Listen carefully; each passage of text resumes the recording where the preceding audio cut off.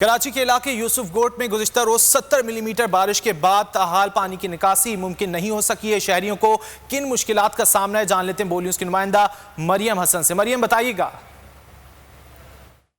सरजानी यूसुफ गोट से एक बार फिर रिपोर्ट कर रहे हैं। गुज़िश्ता रोज़ सबसे ज़्यादा बारिश सरजानी टाउन में हुई है और एक बार फिर सरजानी टाउन यूसुफ गोट ज़ेरे आप आ चुका है। इस वक्त हम जिस घर में मौजूद हैं, यहाँ पर भी जो कैमरामैन कामल यूसुफ मनाज़र दिखा सकें, तो यहाँ पर सुबह के औकात में तकरीबन 1-1 फीट पानी मौजूद था और सुबह 7 बजे से यहाँ के जो मकीन हैं वो गुज़िश्ता रोज़ से ही पानी निकालने में यहाँ पर मसरूफ़ हैं। मकीन हमारे साथ मौजूद हैं, हम उनसे बात करते हैं। आप हमें बताइएगा कि एक बार फिर से यूसुफ गोट जो है वो डूब गया है। कल की सिर्फ 70 मिलीमीटर बारिश से जो है ये हाल हो गया। आज एक बार फिर बारिश का इम्कान है।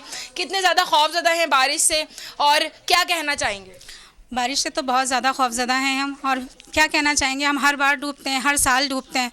बस जो बचा सकते हैं वो बचाया और बाकी सब ऐसे ही डूबता है। बच्चे परेशान हो जाते हैं और घरों से बेदखल होना पड़ जाता है। ना खाने को मिलता है, गैस भी बंद है, बिजली भी बंद है। कल से हम दोनों हस्बैंड वाइफ ने तो बैठ के पूरी रात गुजार ली।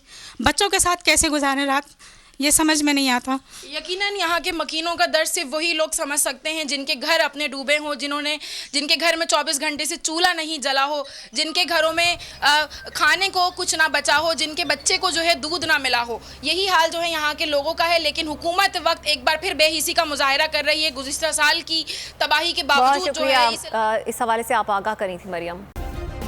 सब्सक्राइब करें और बेल दबाएं ताकि कोई खबर रह न जाए।